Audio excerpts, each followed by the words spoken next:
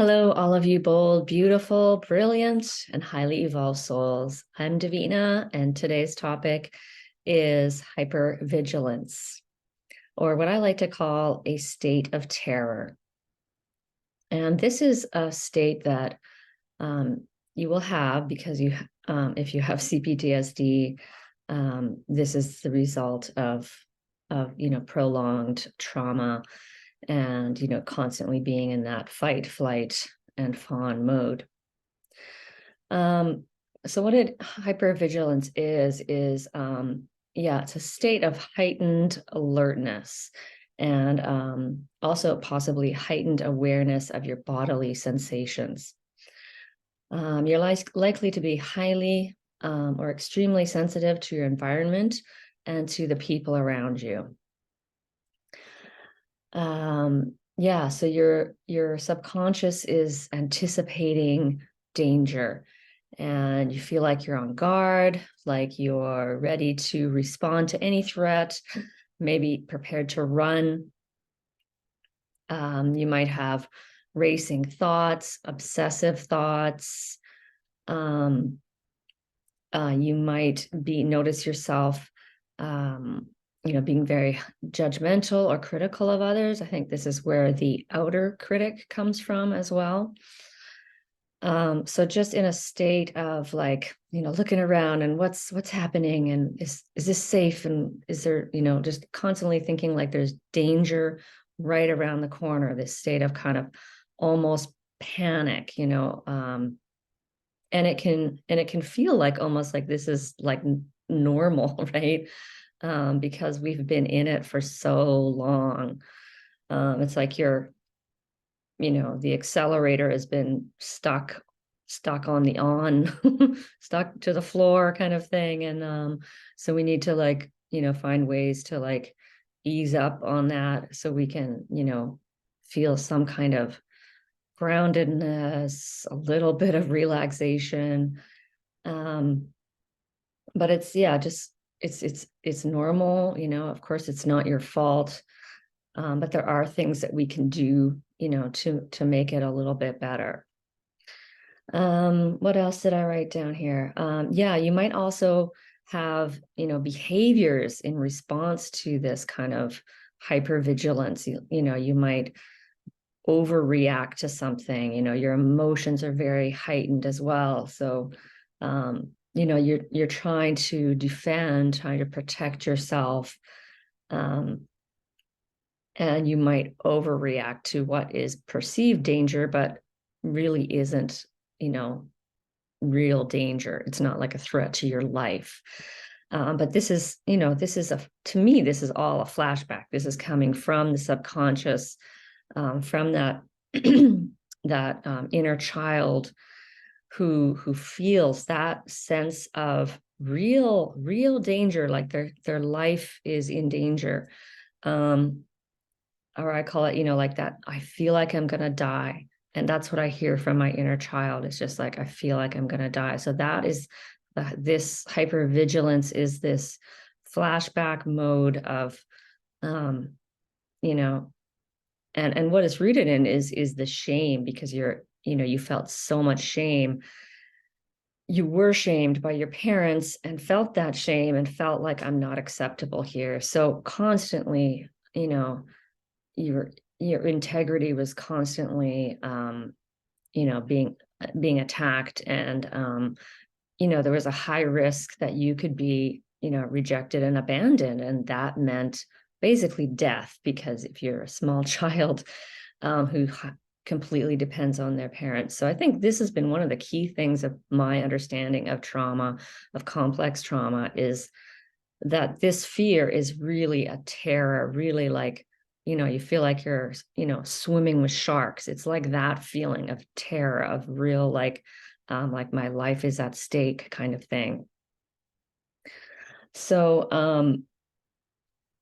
yeah, it's just this constant anticipation that something bad is about to happen. Something's bad is going to happen. Something right around the corner is going to get me, like I woke up this morning And for like a few minutes, I kind of feel peace. I have my shower, I get out of my shower, and then I'm watching as my mind goes into these like, the first thing I do is I'm looking at my balcony. Were there any pigeons on my balcony overnight? And I'm like thinking, well, what else do I need to do to protect my balcony so the pigeons don't get on there? And then, I'm thinking about socks. Oh my God, I need some new socks. And it's not like just like, I don't want to like, I don't want to laugh because it's really not funny, but, like it's these things that feel very serious, very it's a very tight kind of constricted feeling. Everything feels very panicky, like I gotta get these new socks, what if they run out on Amazon? And it's these kind of things. Oh, I got this message. What is this message?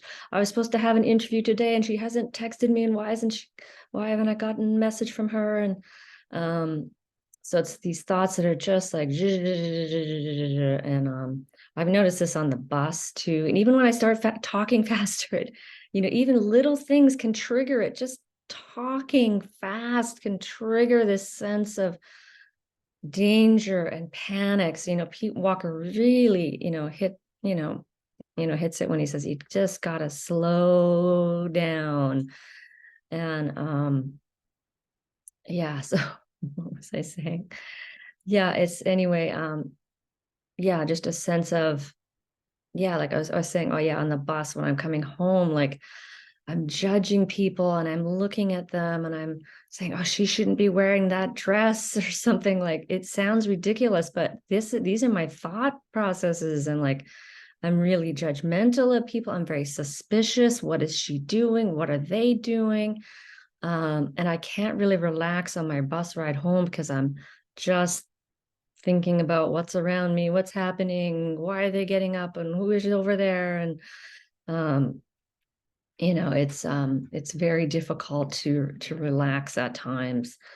What else did I want to say about this?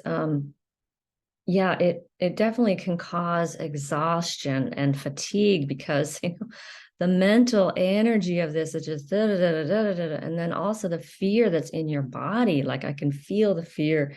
It's often like in this part of my neck, just sort of my shoulders and upper back. And it can be difficult to fall asleep, and it can be difficult to get a deep sleep. So you're never really feeling fully refreshed when you wake up in the morning.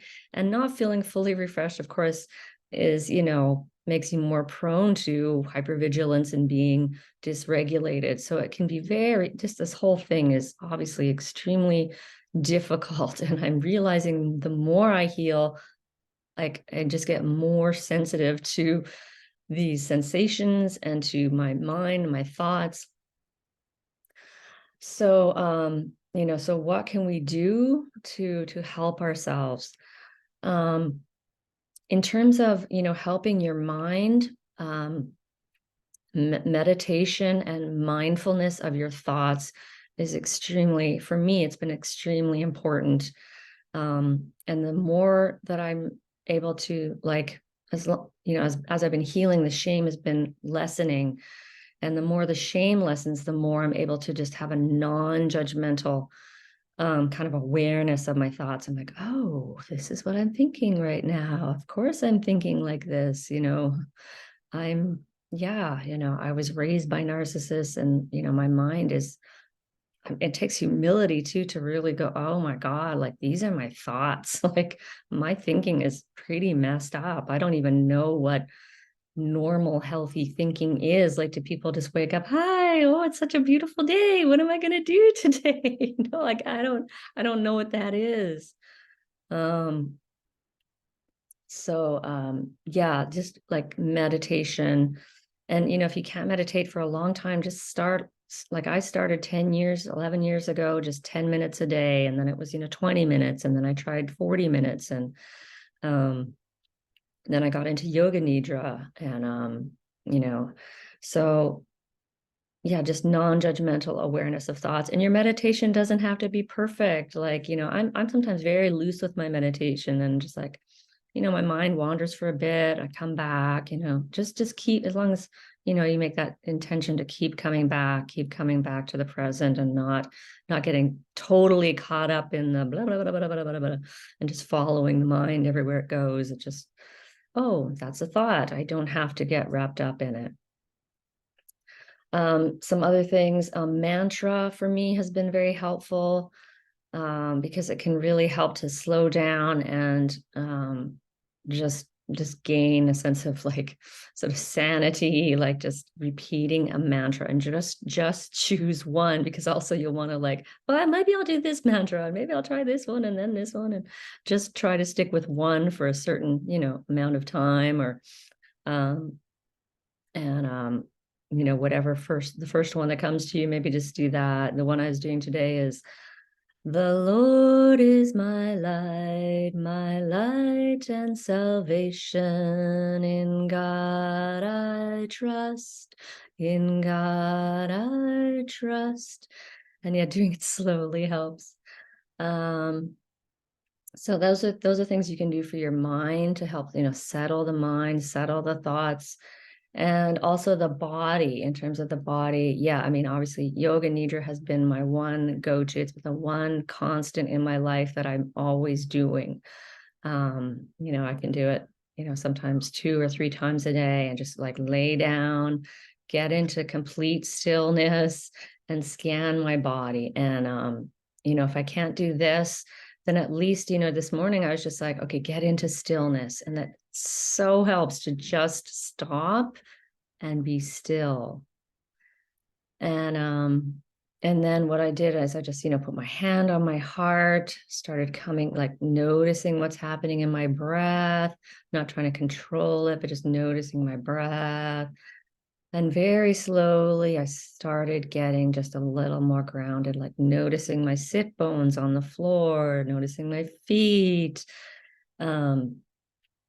And getting into the body, getting still, and also bring attention to the tension. So for me, upper back, just just pay attention to that. Just bring your awareness to that part of the body. And, then I was like hugging myself and, talking to my inner child, like validate, like, I know it's really scary, Donna. I know it's really scary. I'm here with you. I got you. And just like hugging, and you can like just sometimes just squeezing my shoulders and letting, because I think the subconscious is the body somehow. I don't know how that works, but, and you're safe with me. I'm 52. I'm your 52-year-old self. Oh, that feels good too. Just like sort of petting, stroking myself. Just talk to your inner child, whatever feels natural to you, whatever brings you a sense of comfort. And what else? So for the body, the yoga nidra. Eating does help me, of course. I don't want to eat too extreme every time I'm, in a heightened state to be like, but I do notice that, after I eat lunch, like, which is right now, I've just sort of come down a notch, like just a little bit more calm, a little bit more grounded. I tend to eat a pretty high protein diet, which I think has been really helpful. I don't know, what works for you, but that's worked really well for me. An acupressure mat is something that I have gotten recently. And again, this is not a cure-all, that's for sure, but it can bring relief for a short period of time. And I'll do a video maybe just after this showing you my acupressure mat. And some sets come with a pillow, so you can use it on your back, you can put it under your feet. And it's basically like little spikes and of course it's painful, but it kind of, it's very it can be very grounding. But I think also use it with caution, because I think it can also, if you do it, too much or too soon, it can be dissociating as well. So, as always, do whatever feels right for you. And I was also reading, things like EMDR, neurofeedback therapy can also be useful for for this. Yeah, again, it's just using your own intuition to figure out what works for you, what's going to bring you a little more peace and groundedness. And I don't know, I feel like this is just so endless. It just yeah, it's really it's just to keep at it and keep at it and keep at it and over and over. And I have been noticing like some sort of really good shift happening for me. Just I've set some boundaries at work recently, and that was really huge. I went through a period of like abandonment thing and crying all that out, and the grief and the depression and all that stuff that went with it. Um, I'm just getting, more and more sort of into myself. I feel more stillness in my mind. So it does increase like just improve incrementally, very gradually and slowly. So just keep at it. And I think that is everything that I wanted to say here. Yeah. And yeah, as always, I'm wishing you many, many blessings on your journey of healing and awakening. And if you have any comments, I always love to hear your comments, or if you want to share what you're doing, I would love to hear that. So thank you for listening. And I'm Davina at Boldness Blooming.